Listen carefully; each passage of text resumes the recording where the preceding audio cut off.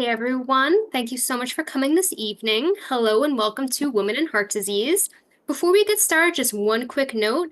We have a very large crowd here tonight, so I'm going to ask that everybody please keep themselves muted during the presentation. Please hold all of your questions until the end. You can keep typing your questions in the chat box. I'll be reading it during the presentation, and at the very end, I'll read those questions out loud. So it's my pleasure to introduce Myra Guadalupe, and she's going to give our introduction for our speaker for tonight. Good evening, everyone. My name is Myra. I'm the RN Clinical Coordinator in Community Outreach for Hackensack Meridian Health. And I would like to start off by thanking each one of you for joining us today. Today we have Dr. Stein, who is the Chief Medical Officer of Hackensack Meridian Health at Palisades Medical Center and a cardiologist specialist for over 20 years. And he will be talking today about women's heart health. And like Chelsea said, if you guys could please, after the presentation, he will be more than happy to answer any of your questions. So please feel free to ask at the end. Thank you so much. Dr. Stein. Good evening, everybody. I wanted to thank Myra Guadalupe, who's the Community Health Coordinator for Hackensack Meridian Health, Nikki Medeiros, who's the similar Community Health Coordinator here at Palisades Medical Center, and Chelsea, our librarian, who is putting this all together for you virtually. I'm going to basically run through slides, teach you basics of some heart disease, particularly coronary artery disease, atherosclerosis we call it.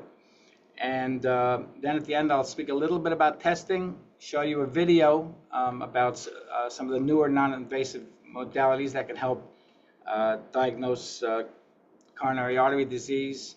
And then we'll take questions.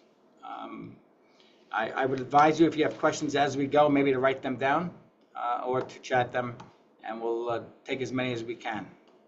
So, as you know, this month, February, is designated National Heart Month, Heart Disease Month, and tomorrow is Nationally Wear Red Day, hence the red tie tonight, and that's to recognize women's heart disease in particular, and that's why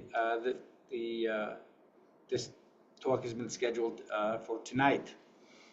We didn't want to disturb your Friday nights, so hence tonight.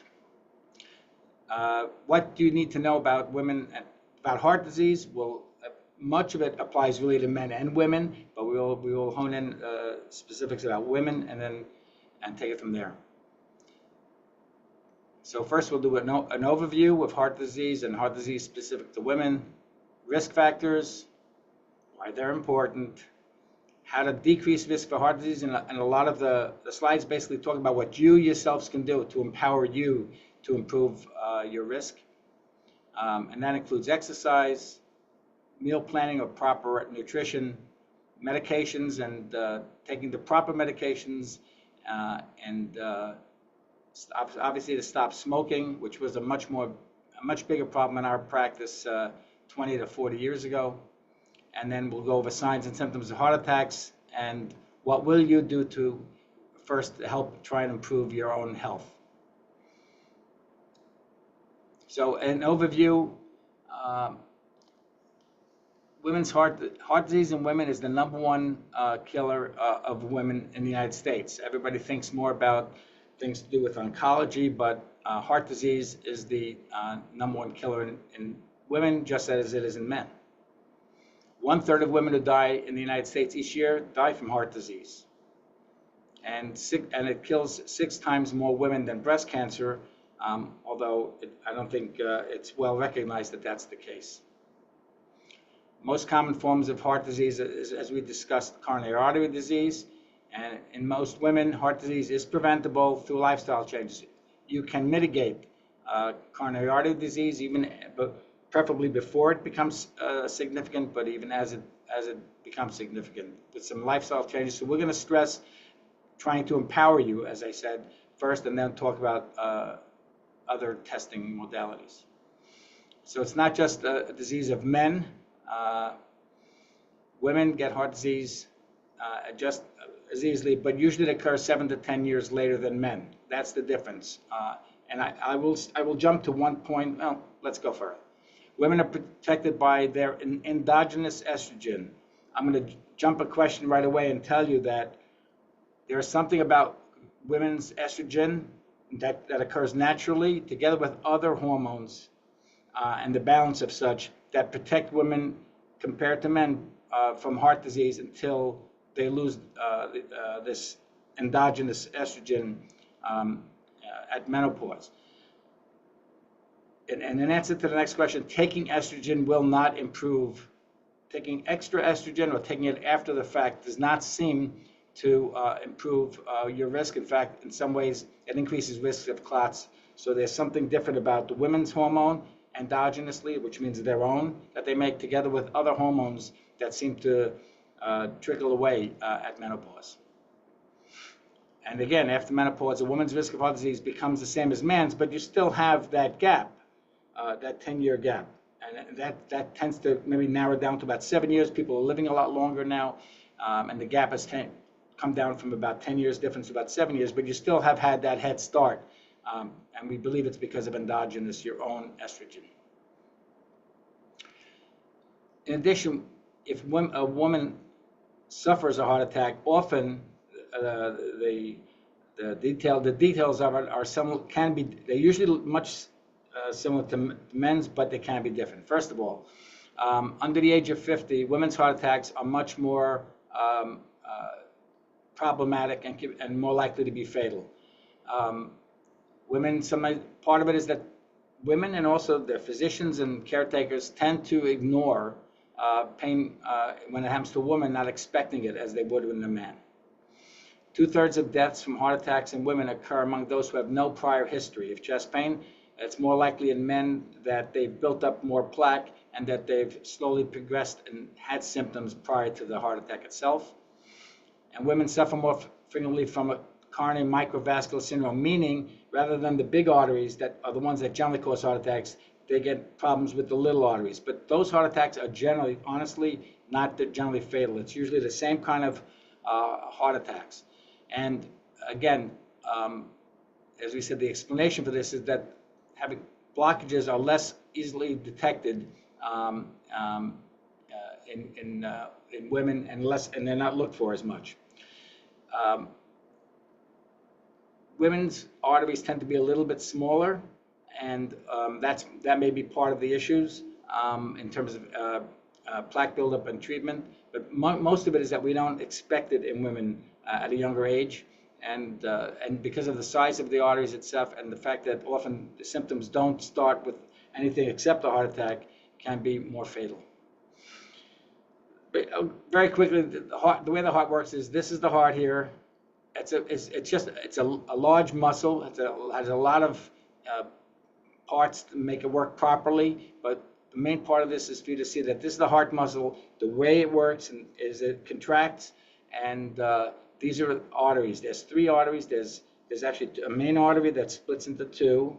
This is one, the left anterior descending with the circumflex, and then you have the right coronary artery. So you have 2 main arteries, but the left main artery breaks into 2 and supplies most of the heart muscle. Okay, and basically this is what, just like when you heat your house, you need your pipes to bring the heat or the water. The same thing. These are the pipes that bring the energy to the heart to make the muscle contract. And if one of these arteries gets blocked, you get symptoms. If it gets completely blocked, you're going to have a significant heart attack unless we can open it up. And then that part of the muscle supplied by that artery is not going to work again. And the sooner you open it, the better, more likely is you can recover the heart muscle. So women in heart disease have risk factors that cannot change. What are those? You can't help it. You want this risk factor. You want to continue to get older and have a productive life as long as possible, but it does increase the risk of heart disease. And again, we talked about as you get to menopause, risk of heart disease and stroke increases, and increases even more after menopause. Heredity, your parents gave you your wonderful looks and all of your great attributes, but they also give you some predisposition to diseases such as coronary disease. And again, if you have, especially one of your parents, aunts, uncles in particular, that have significant coronary disease, and again, I tend to separate it out a little bit with smoking. If the parent or grandparent were heavy smokers and you're not, some of that risk is significantly mitigated and is less. So what can be reversed, risk factors that can be reversed and are under your control? Smoking, treating high blood pressure, treating high cholesterol, exercising, lack of exercises has to be reversed, better diet, more optimal weight, controlling diabetes and elevated blood sugars, and decreasing heavy drinking to minimal or just one drink a day as a maximum. And decreasing stress level, because things that can precipitate symptoms or heart attacks are often related to not only heavy exercise or undue exercise, but also stress, because all of these things raise your innate hormone levels, what we call epinephrine or stress hormones, and that makes platelets stickier and can cause heart attacks. So, and raise your blood pressure as well. So you should need to know what numbers do you need to know. You need to know your blood pressure. You need to, and we aim for less than 120 over 80. Reasonably good standard would be under 130 over 84. We call these pre-hypertension if you're between 120 and 130. And again, as you get older, you need to be a little bit more, the tendency is for blood pressure to go up, and we need to be careful not to overtreat as well and give you symptoms from the medications. So, but especially in young people, you want to keep their blood pressures as close to 120 or under as possible. Systolic, this is mild hypertension. Again, these are heart association guidelines. 140 and over 90 is a significant hypertension, and anybody who has that absolutely needs to have it treated. And the diastolic blood pressure, I would say 85 to 89 is significantly hypertensive. Again, in young people, you want it less than 80. Greater than 90, it's a significant risk factor. And again, if your blood pressure is not optimal to begin with, you're at risk of developing hypertension as you get older, because everybody's blood pressure tends to increase with age, with what's called with your arteries getting stiffer and less able to accept blood flow. That's why you get elevated blood pressures, both systolic and diastolic. And I'll answer a question in advance. They're both important. Okay, I always get asked that question. And if a woman before menopause has a systolic blood pressure over 120, that's pre-hypertensive, and that again may indicate risk, but it's similar thing goes for men too at a young age. Hypertension is more prevalent among older women than older men. That again is the estrogen issue. It's really that they're catching up than men. In general, again, if women and men are the same age, that would be true because women have had that little head start. But in general, again, as you get older and after menopause, there's more women will become hypertensive than men because many of the men have already been started with a diagnosis of hypertension. Death from coronary artery disease progresses increasingly and literally as blood pressure goes up. So if for every time your systolic blood pressure, the top number, goes up 20 millimeters, or the diastolic blood pressure, the bottom number, goes up 10 millimeters, your risk of a heart attack or stroke doubles. Know your cholesterol numbers. We talk about good and bad cholesterol. Total cholesterol desirable is below 200. Now again, this is for people who do not have known coronary artery disease or plaque buildup. If you want to be preventative, you want your cholesterol less than 200. You want, they call it 200 to 239 borderline. Again, that is in people who have have no known disease at that time, not diabetic, otherwise healthy. And above 240, almost everybody should have their cholesterol treated. HDL, high density lipoprotein HDL, that's the good cholesterol, what people call good cholesterol. And again, normal is above 45 for men, above 55 for women. It tends to drift down as you get older, and it drops a bit after menopause, although many women can maintain a high HDL cholesterol as they get older. I'll give you another caveat, and this is experiential, and after menopause, the LDL cholesterol, this bad guy, is more significant and more important than the HDL cholesterol. For some reason, many more likely in women again, you can have HDL cholesterols of 70 or 80, but if your LDL cholesterol is significantly elevated, that ratio means much less after menopause than it does at a younger age. If your HDL is high when you're young and your LDL is medium or you somewhat or a little high, you're protected by the HDL levels. But after menopause, that advantage goes away, just like in men all the way through their lives, and the LDL is the major risk factor. And that's what we call the bad cholesterol.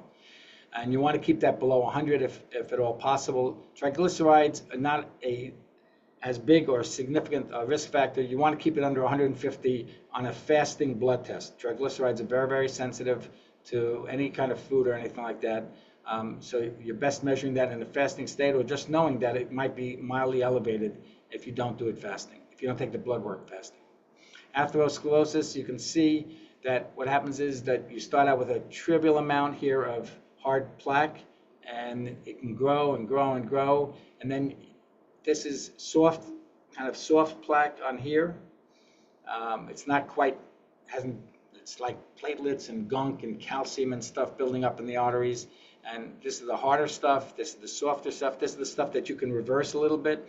And then if it attracts platelets and blood products, all of a sudden the artery that's here not causing any symptoms is going to start to cause significant symptoms at this stage. And if it closes, that's when you get a heart attack. Large heart attacks.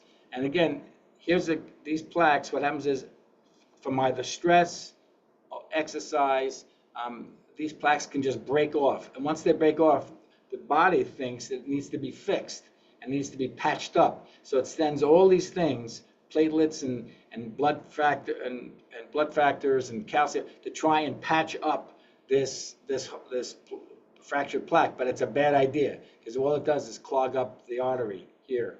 And as this builds up, flow decreases, you start getting chest pain.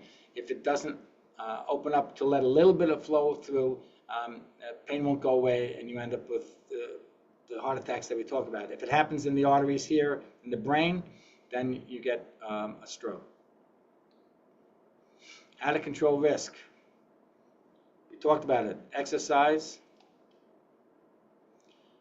better diet, medications, and adhering to medications, not just knowing about them or having them in your medicine cabinet. And of course, stop smoking. Sedentary lifestyle, this is, thank you, Mara, couch potato. It's a sizable potato, I must say. But we want you to exercise. We don't want you just lying around your couch. I always tell people, put the treadmill in your house in front of the television set. Instead of sitting on the couch, walk a little bit while you're watching. 40% of women say that they have no leisure, that they do no physical activity even in the leisure time. Exercise is less prevalent among white women than white men. White women tend to be busier than men, especially after hours. And African American and Hispanic women have the lowest prevalence of leisure time physical activity.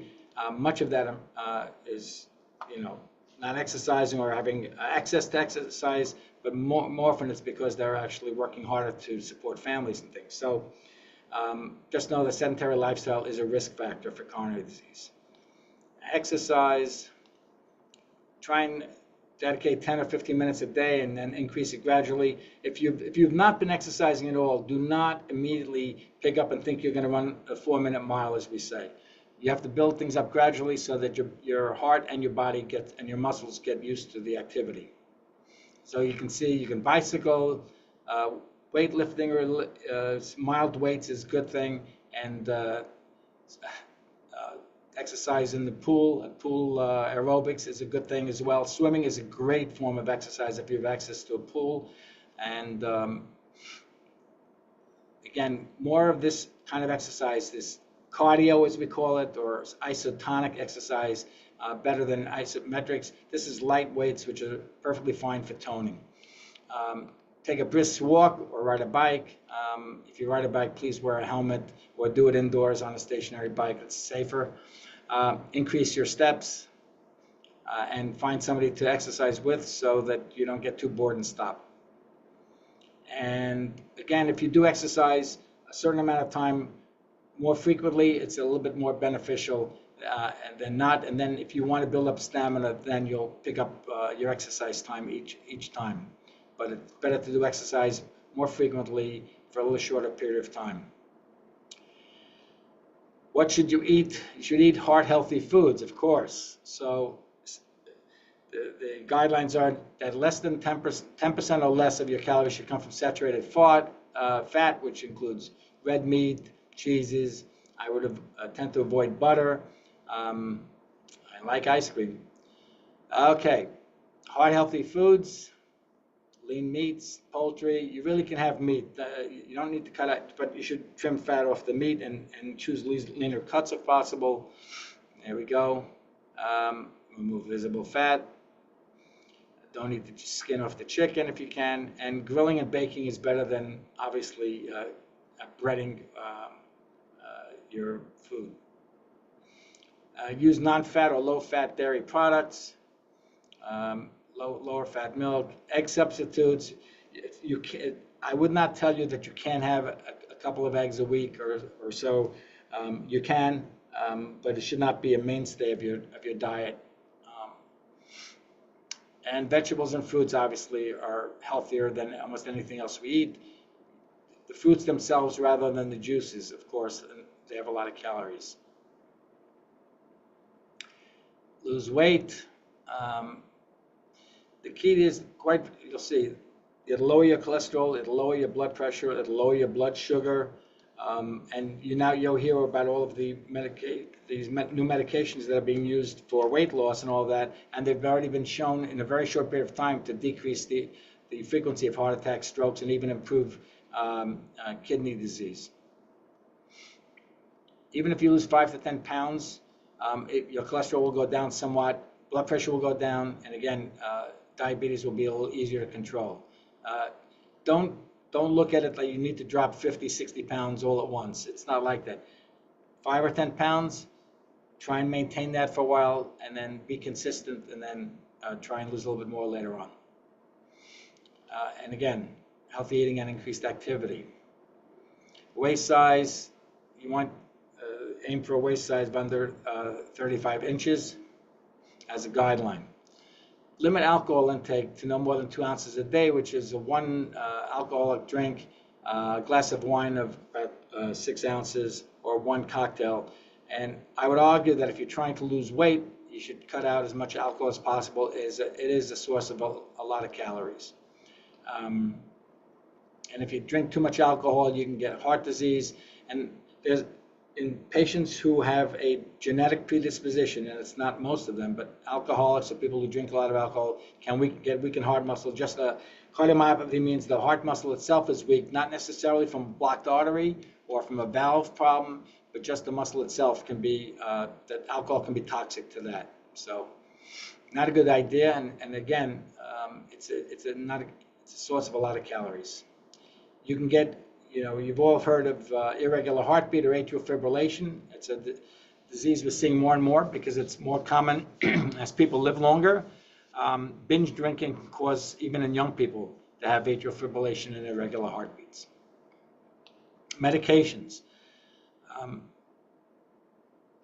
Choice of medications depends on what else is being treated. We always try and treat, often everybody has to get their high blood pressure treated. We try and use medications for that to also go along with if patients have other symptoms at the same time. But there's a lot of choices of medications, and it depends on what risk factors you have, your age. There are certain medications that are easier to use and better tolerated as you get older, and what your current health status is, what other problems you have other than what the medications are for. And again, you have to be aware of possible side effects. They become more frequently as you get older, and your physician, healthcare provider has to know all these things when they prescribe your medications. Taking medication. Once a medication has been deemed to be helpful to you and you can tolerate it, you need to take the second step. You need to take it. Try and use the same pharmacy, because what happens is you tend to, we lose track of what medications you're taking. People forget what they are. They don't remember the names. There's a generic name. There's a trade name, a brand name. And if you go to different pharmacies, different lists, and all of a sudden nobody's really sure exactly what you're taking. I'll give you one caveat. When you visit your physician, if you in fact have had medication changes, or you're taking a lot of different medications, it's always a good idea to either have a very accurate list with you, which is the name of the medicine, the number of milligrams, the dose that it is, and how often you take it. A very, very excellent list, and you should carry with you in general. Or at least if you need to put all your medications in a bag and take them with you, and make sure that your physician sees them. Always check the medication you're taking. Don't stop it without letting your doctor. If you feel you need to make a change, or you're having a side effect, please speak to your physician or healthcare provider about it. And again, the list. Keep a list. Share the list with the provider. But it's a really good idea to carry with you, because sometimes something may happen and you end up in an urgency center or in a hospital, and you're not sure the doses, the names. If you keep a list in your wallet, I think that'll go a long way. And keep it accurate and keep it up to date. If there are changes, change the list. Don't smoke. It raises bad cholesterol, lowers good cholesterol, and it can cause heart attacks all by itself. It causes plaque buildup, and it can cause atherosclerosis all by itself. It's the worst of all the risk factors. It's the worst one to have. And again, I think we've made strides compared to the way things were 20, 30 years ago, 40 years ago. I remember everybody's parents used to smoke in those days. And what change will you make today? So this is, again, empowering you. What can you do? Improve your diet, vegetables, fruits, less fat intake, cut alcohol way down, decrease the amount of dairy you take, but don't stop it. Exercise. It's important. Exercise is important for your heart. It's important for your stamina. It's important for your bones. And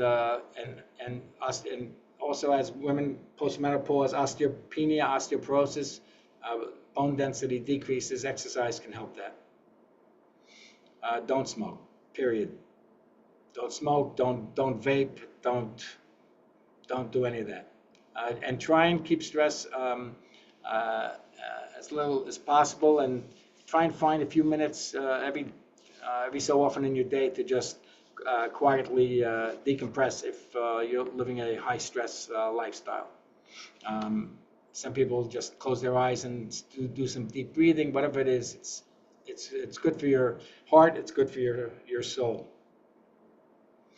And again, you can do a lot. You can accomplish a lot of this on your own without, in addition to whatever medications are needed, if any are needed. Now we'll talk a little bit about heart attack. So basically, there's heart attacks and there's angina. Angina is chest pain that comes, usually it's from exertion, can happen at night sometimes when you're lying down. It can happen, for example, if you eat a big meal and then go walk, and your body has to supply extra blood to the heart, to your stomach to digest the food, and to your legs, and when you're walking. Angina is usually exertional, and it's a chest pressure, a tightness, squeezing feeling. Usually it'll go away by itself.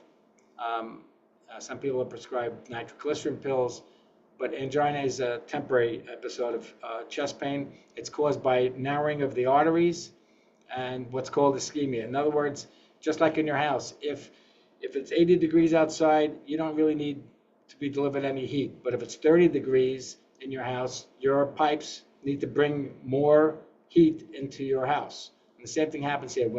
If you increase the need for more blood, and the heart has to work harder, all of a sudden you could get chest pain as a sign that the blood supply that you have is not enough to make the heart muscle stay healthy and work. A heart attack happens, is this kind of pain or worse that doesn't go away. And then you have to go to your nearest emergency, call 911, go to the nearest emergency room. Heart attack signs are a little bit, can be different. Most of them are the same in men and women, but there are some differences. The most common is pain in the arms, neck, jaw, or chest. Chest pain with pain often into the left arm more commonly than the right. It can go into your jaw and then go with your back. If it doesn't go away, it's a heart attack. If it goes away, we call it angina. It's usually associated with shortness of breath or a feeling of some kind of impending doom, and you often break into a sweat. In women, it could be just suddenly not feeling quite right. It can be feel like heartburn instead of chest pressure or tightness. But men will often misinterpret that as well. In addition, you can just get a cold sweat or just profound fatigue or weakness. Nausea, vomiting, usually it's associated with some sort of pain, but not always. And you can get typical symptoms of heart attack: chest pain, pain going radiating from the chest outward or to the sides, into your shoulders, neck, back, arms, or jaw. You think it's indigestion, and you think it's heartburn, but it's just not going away, and you're breaking into a sweat. It's not. If you know for a fact that you have reflux or ulcer problems, then it is reasonable to take a large dose of liquid antacid first, but don't forget that this could be your heart. Shortness of breath is usually associated with any of these symptoms, and again, breaking out into a sweat. Sometimes that you can have that alone with no other symptom, and you need one of the possibilities is that you're having a heart pain. If it persists, a heart attack, and again, this feeling of impending doom. What should you do if you think you're having a heart attack and the pain's not going away? Call 911. Chew non-coated aspirin, or you take if you have children's aspirins, they taste better. Take 4 of them. That'll equal almost a single adult aspirin. But you take a full dose aspirin, 325 milligrams. The earlier you get treated, and the earlier that you can make the pain go away, less damage to the heart will occur, and the better chance you have to survive. You'd like to have things fixed within the first hour, but certainly within the first 2 hours if you can, but as early as possible. And as you get older, there are different things you can do. In your 20s, you should be able to exercise more. You should know about your diet a little bit better. The diet becomes more important as you get older and you're exercising a little bit less. Don't smoke. Don't drink too much alcohol. And as you get into your 50s, you're going to get to see doctors more often, and try and work harder to get risk factors mitigated, in particular medications to stop your risk factors, your hypertension, blood sugar, cholesterol from being elevated. And over 60, you have to be prepared to pay attention a little bit more to your symptoms and get more follow-up with your physicians, healthcare providers. Ways to love your heart. Know about your risk factors. Know your numbers, your blood pressures, your cholesterol numbers, good and bad, especially the bad cholesterol. Move more, don't be so stationary. Do a little bit better job with food choices, but you don't have to be ridiculous about them. You just have to be reasonable and consistent. No tobacco, no smoking. Take your medications if they're needed, especially if you're tolerating them. Make sure that you stay on your medications. Don't just look at them. And I like this one. Add laughter to your life. The more you enjoy time and the more you enjoy life, besides enjoying life, it decreases stress and will help mitigate stress that can cause vascular disease, worsen vascular disease. And learn CPR. Know how to do chest compressions. It can buy time for your loved ones or relatives or even a stranger in the street. I just want to talk about some of the testing that you can do, and then I'm going to show you a little video about one of those tests. Um, if you want to, physicians will want to know the strength of your heart muscle and look at the structures of your heart, and your heart valves, and you can do that with a sonogram. It takes 20 minutes or so. It's a sound wave test that looks at the heart itself and gives a lot of information about structure. It may not necessarily predict vascular disease. It might, but it usually does not. In order to find vascular disease that you're not having symptoms for, sometimes you have to be stressed, which means a treadmill on an exercise stress test, or some places still use bicycles, but usually it's a treadmill, or they can give you chemicals that make the heart thinks it's being stressed, and usually that's in association with some sort of a scan, a nuclear scan. So stress tests with or without nuclear scans can tell us about vascular disease, coronary disease, blocked arteries, before you even have symptoms. Echocardiogram tells us about the structure of your heart. There's a newer test I'm going to show you a video for that a lot of people are using recently, because sometimes you want to know, I have high cholesterol, but I don't want to take a medication. Do I have to? A lot depends on the levels and your other risk factors, but a lot depends on whether or not you've already started to build up plaque. Babies are born without any plaque whatsoever in their arteries, no matter how much cholesterol or fat the mother eats. But as you get older, you start to build up little bits of lipid or fatty streaks in the arteries, and as you get older, they become calcified and you develop plaque. So if you have plaque, then you're going to want to do something to mitigate that, including medications for cholesterol, be stricter about diet, etc. So it's good to have a test that can tell you about plaque and guide the medications that you're going to take and how aggressive testing you're going to need to make sure that you don't have blockages besides the plaque. So I'm going to show you a little video. We did this about 3 or 4 years ago here at Palisades Medical Center, and you'll recognize one of the stars in the video. We did this with Channel 11 News and Marvin Scott. Yep, let me go back. How do I play the video?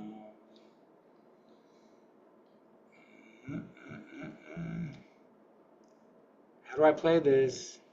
There should be a play button in the bottom left-hand corner, but if you're not seeing it, I can play it from my screen if you'd rather. The only thing in the left-hand corner is, let's see. No. All right, let me play it from my screen instead.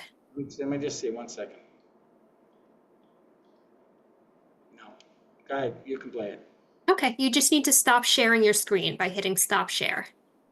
No problem. Perfect. Hold on just one moment while I get that set up for everyone. Oh.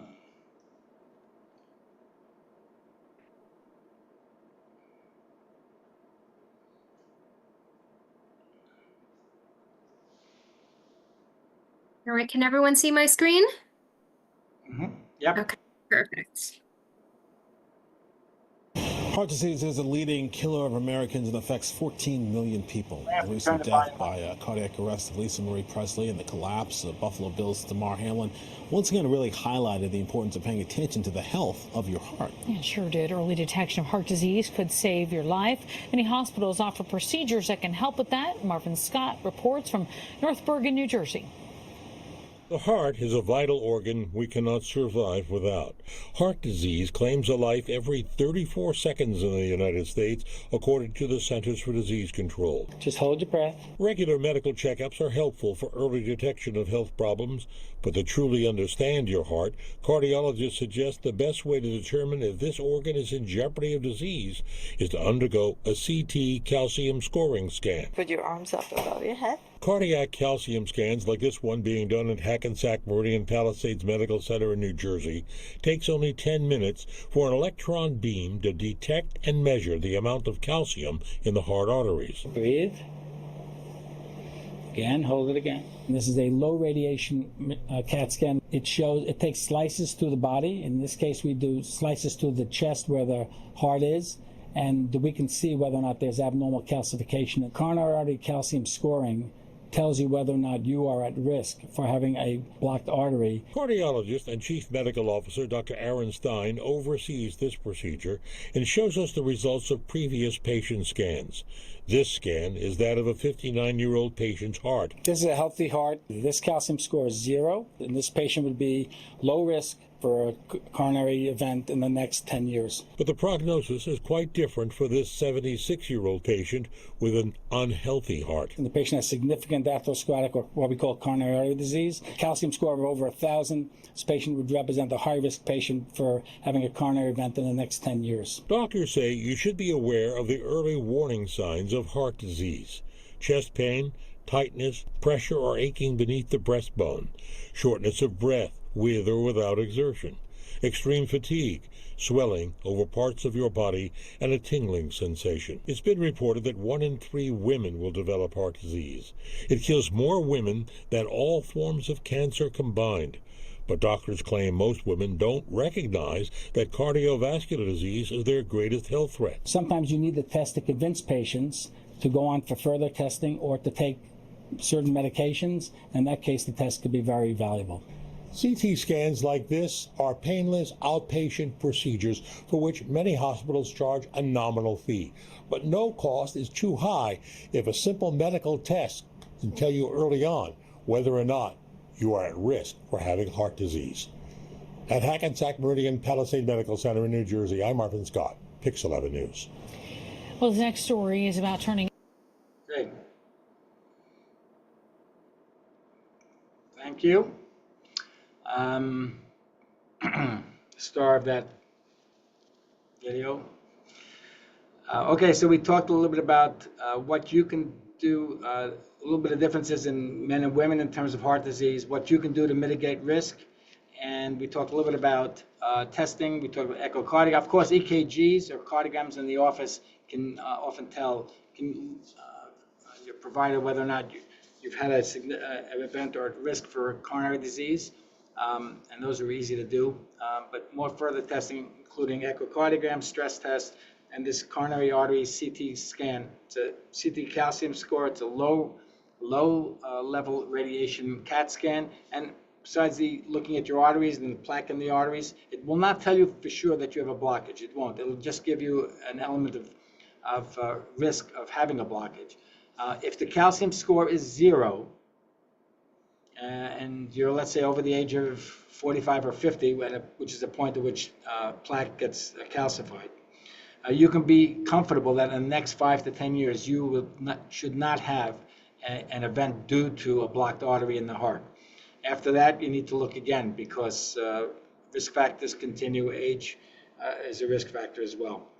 And again, it's very low radiation, and it also gives a little peek at your lungs. So it's a nice test to know about.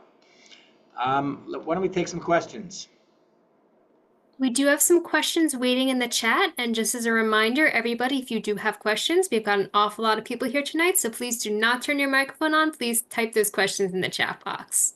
So I'm going to start with the very first question that we have here.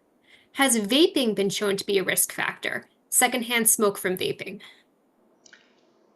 That's 2 separate questions. Vaping or the vapor is and you're vaping nicotine, it is a significant risk factor. It's for vascular disease, it's probably similar risk as smoking, depending on how much nicotine you're using.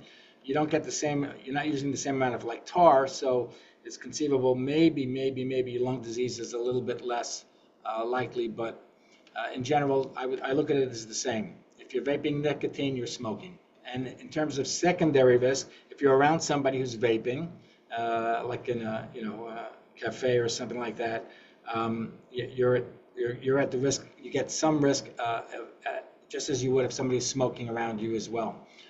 The risk for secondary smoke is significant, but not anywhere near that of the person who's doing the smoking or the vaping. I treat it the same. Excellent, thank you. Next question.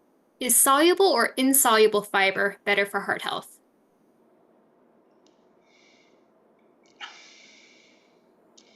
I think I don't think there's a huge difference, but soluble would be a little bit healthier, I believe. But it should not, that's not a big risk factor. Saturated versus unsaturated fat is a big difference. Saturated fat is a significant risk factor that you can mitigate, yes. Thank you. The next question. Are night sweats on the back after menopause a sign of heart issues? We don't want women to ignore it, but generally, postmenopausal sweating and changes in temperature are not related necessarily to heart disease. It's purely a change in hormones and hormonal balance, and it's pretty common, almost ubiquitous. So in general, no. But Excellent. again, I'll just mitigate. If you have high blood pressure, you have high cholesterol, you have diabetes, then you have to pay a little bit more mind to it. But generally, it's just related to change in hormone levels. And hopefully, for your sake and for what I've seen, it generally gets a little bit better as the months and years go on. Go ahead. Thank you. Next question. How does lung health pertain to heart issues? Well, some of the risk factors for lung disease, such as smoking, they'll go hand in hand. Your risk of developing obstructive lung disease and obstructive vascular disease can follow each other. But generally, one does not are not causal factors of each other, but they're associated. If you have lung disease and your oxygen levels tend to be lower, and at the same time you develop some vascular disease, you're at higher risk for having an event or getting symptoms from your coronary artery disease. Next question. Can you repeat the name of the test that you were speaking about in the video? Yes, it's called coronary artery CT calcium score. There's no dye associated with that test in particular. It's called coronary artery CT or CAT scan calcium scoring. You tell them you want a calcium score with a CAT scan. And again, it's a relatively low radiation and can give you a very good idea, and your provider a very good idea whether you're at risk or you've developed some plaque. And the reason it's important is a lot of people don't want to take medications or aren't that careful with their medications. If they've started to have plaque, it's an issue. And I'll just say one other thing. I tell it to all my patients. It's the one test that you want to get a 0 on. When you were in school, the last thing you wanted to do was get a 0 on a test and have to face your parents. But this test, when a patient calls me about the results and I tell them, you got a 0 and you should be very happy about it. Go ahead. Excellent. Thank you. The next question is actually related to that. Does Medicare cover this CT scan? In general, most hospitals, again, it's a very good question, and the answer is not completely. Some commercial insurances may pay for it, but most of the time, almost every hospital that does this test or outstanding facility will charge you a fee. Most of them charge around $99. And in addition, for that $99, besides looking at the coronary artery plaque, they also look at your bones in the chest area, as well as your lungs. But generally, there's a fee with it. For whatever reason, Medicare and many third-party payers believe it's not a possibly therapeutic or highly diagnostic test, and treat it as if like you had a copay for your blood test and things like that. So there's usually a fee, but it's not very, very high. I've had very few patients say to me they don't want to pay the $99, and that's the cost. I know at our hospital and at Hackensack Hospital, that's about as good as you can do. And again, once in a while, your insurance will pay for it, but most of the time, not. Thank you. Next question. If someone had a panhysterectomy, how much vaginal estrogen should be used? I can't. You have to speak to your gynecologist. Just remember, you're going to use whatever you need to replace and treat. If you need to take estrogen to treat a problem, you're going to have to leave that up to your gynecologist to decide. But it's not going to help your heart status in any way. And taking large doses of oral estrogen can be problematic. So, but gynecologists are pretty well, they know about balanced hormones, progesterone, estrogen combinations and things like that. And again, the smallest dose possible, even topically, I think you're going to be pretty safe.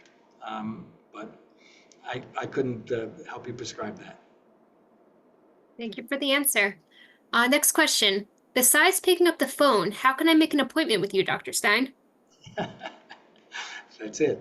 And again, any well-trained cardiologist by word of mouth that you know of should be able to get you an appointment at a reasonable time. But phone is the best way. Yeah. Most practices and physicians have office emails as well. Excellent, thank you. Next question. What does echocardiogram show versus calcium tests? I'm guessing the echo does not show anything related to calcium? Okay. Two-part question. Echocardiograms in general, all over the body, tend to show structures.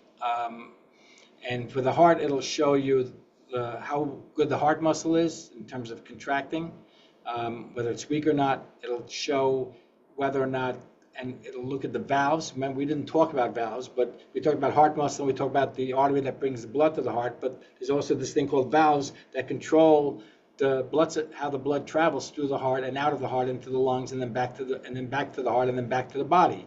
It's a directional thing. So it's going to tell you the status of your 4 valves, and it's going to tell you about the heart muscle itself. It's also going to tell you whether the heart muscle is abnormally thickened. There's good thickness, or like from athletes, and then there's bad thickness from high blood pressure, and then there's thickness where it's not symmetric, and that can cause a separate disease state. So echocardiograms can give you information about the structures, but it's not going to necessarily tell you about blocked arteries unless one part of the heart muscle only is not working and the rest does. Then you suspect that the artery supplying that heart muscle is not working properly. I will answer the second part of the question. So it's completely different information in general than a calcium CT score. But an echocardiogram can tell you about other calcifications within the heart, especially in valves. And it can tell you, a lot of people as they get older develop, besides possibility of blocked arteries, blocked heart valve, and especially the aortic valve, the main valve of the heart. And over time, that becomes more common and causes heart murmurs. And you can see that on an echocardiogram, where it really won't detect that on a CT calcium score. The CT calcium score is really looking at those pipes that I showed you outside the heart muscle and whether those are building up plaque with calcification. Excellent, thank you. The next question. At what number should you be concerned with the CT calcium score? Is 40 a bad score? Okay, we're going to get into people's personal scores. The risk of a blocked artery increases as the score increases. And also, it probably makes a difference whether the score is in one of the arteries or spread over the 3 major artery areas. And you might be more concerned with a higher score within one artery in one area than spread over all of the artery surfaces. Having said that, you can look it up, but the risk goes up as the calcium score goes up. A calcium score of 0 is the best score to have. You don't have plaque, your chances of having a major heart attack or a significant heart attack in the next 10 years is almost 0, or is essentially 0.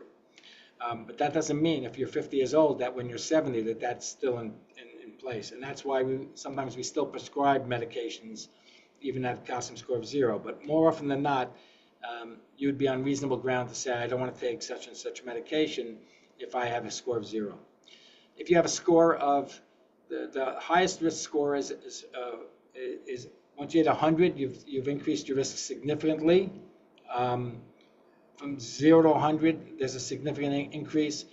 Then the next stage would be around 400, and then anything above 400 and certainly above 1,000 would be very, very high risk to have a blockage, and you'd have to do some sort of test, even if you're not having symptoms, to make sure there's no blockages. So that would include either a stress nuclear test Or you can use the CAT scan. It'll give you a calcium score as well, but when you put in dye, you can get what's called a CT angiogram, which is like getting a catheterization like they do and putting an artery in, taking pictures of your arteries itself, but you can do it just with a CAT scan without an invasive test and using dye. That's called a CT scan coronary angiogram, using a CAT scanner rather than using a catheter itself. And that can give you an idea whether or not you've built up a blockage, and you're going to probably need one of those tests if your calcium score certainly it's 400, if not over 100.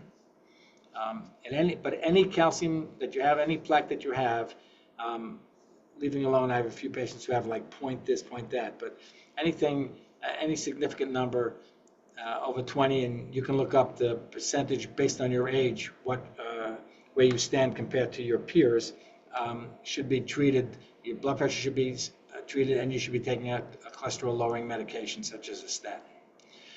Once you get the score over 100 or 200, you probably should be on a baby aspirin as well. That's less well proven, but I would suggest that unless you have risk for bleeding. Go ahead. Thank you. The next question, I'm probably going to mispronounce this word. I apologize in advance. Sotatol, an antiarrhythmia drug. What are your thoughts for treating AFib? Okay, separate problem. We talked about as you get older, people can develop irregular heartbeats or atrial fibrillation, and sotalol is one of the medications that can be used to prevent atrial fibrillation. Amiodarone is another one, and there are other medications such as beta blockers and even digoxin. So it depends on your response to it, depends on what your EKG looks like before and after you take the sotalol, and you need to be in the hands of an expert cardiologist or electrophysiologist to use medications like that to control atrial fibrillation. It's one of the medications that helps keep the heart regular, as opposed to other medications that, when your heart's irregular with atrial fibrillation, the other issues are the heart can go too rapid too easily, and you need medications to slow that, or you can develop clots in the atrium, top part of the heart, and that's a higher, puts you at higher risk for stroke, so then you need to take blood thinners. So, but sotalol is one of the medications that's used to try and keep the heart regular, and can be effective, but so is the things like getting ablations and trying to cure the atrial fibrillation and the irregular heartbeat. So my opinion of it is that it's if it works on you, it's a good medication, but it has to be monitored. Your EKG has to be monitored, and you need to have an expert cardiologist or electrophysiologist prescribing it. Thank you. Next question. Is there any recommendation as to when to start CACT scans? What age and how often should they be performed for screening purposes? That's a good question. A lot depends on your risk. If you're a low-risk person, you don't have high blood pressure, you don't have diabetes, you don't have high cholesterol, you don't have a family history, you don't smoke, you may never need it. You might want to, I have patients who will want to know, so maybe at the age of 65, 70 or something like that, we might take a look. But if you're very low risk, you don't absolutely need it. If you're very high risk, you're already diabetic, you have high blood pressure, you've already had a stent, you've had an angiogram or CAT scan that already shows that you have some blockages, you have carotid disease, you don't need a CT calcium score for diagnostic reasons. You're going to need to take medications and do everything else to prevent the vascular disease from worsening.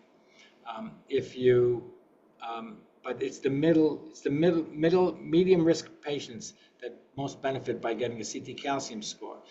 In terms of the ages, if you're too young, if you're 30 or 35 years old, the chances are you've not had enough plaque for a long enough period of time for that soft plaque to become calcified. That happens with age. So generally, I would say age, again, above 40, preferably closer to 45 or 50. But a lot depends on your other risk factors and whether or not if you've had diabetes since the age of 20 or juvenile onset diabetes, you could do it at a younger age, for example. So ballpark-wise, 40 or 45 years old is the earliest.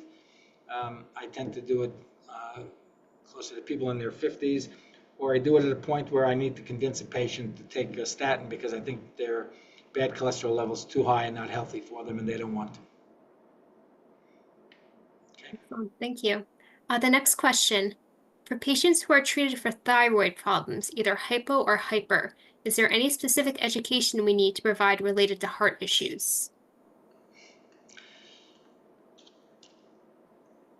If you're taking, most of the time, you're taking thyroid hormone replacement. It's literally the same hormone that are most similar to the hormone that your body makes. So it's basically a blood test that's going to tell you whether you're taking enough or not. If you're taking the appropriate amount, you should be okay, and you should not have to worry too much about heart issues. If you're taking too little and your thyroid hormone level is too low, which would make what's the other blood test, the TSH, too high. But if the thyroid hormone level is too low, it can increase cholesterol levels and be a bit of a risk factor long term if it's maintained like that. If your thyroid level is too high and you're taking too much, you're at risk for developing rapid heartbeats, irregular heartbeats, and things like that. So the answer is that in and of itself, if you're maintaining a proper level of the tests for thyroid hormone levels, then you shouldn't be at any increased risk one way or another. You don't want it too high and you don't want it too low. You want it just right. Excellent, thank you. So that was the last question in the chat box. So I want to end this evening by giving a big thank you to everyone who came out this evening. Thank you so much for spending time with us. I want to thank Myra Guadalupe, Nikki Medeiros, and the rest of the staff at Hackensack Meridian Palisades Medical Center for helping set up tonight's presentation. And a big thank you to you, Dr. Stein, for volunteering your time with us and spending your evening giving us this wonderful presentation. Pleasure meeting all of you, even if I don't see you. And those of you who I do see your faces, it's even more of a pleasure. And Chelsea, thank you very much. And it was a pleasure meeting you and everybody on this call. Have a nice, safe evening, a good Women's Heart Health Day tomorrow. Everybody wear red tomorrow. And all of you should be well and stay healthy. Thank you very much. Have a good night, everyone. Thank you. Laugh. Good morning. Good night.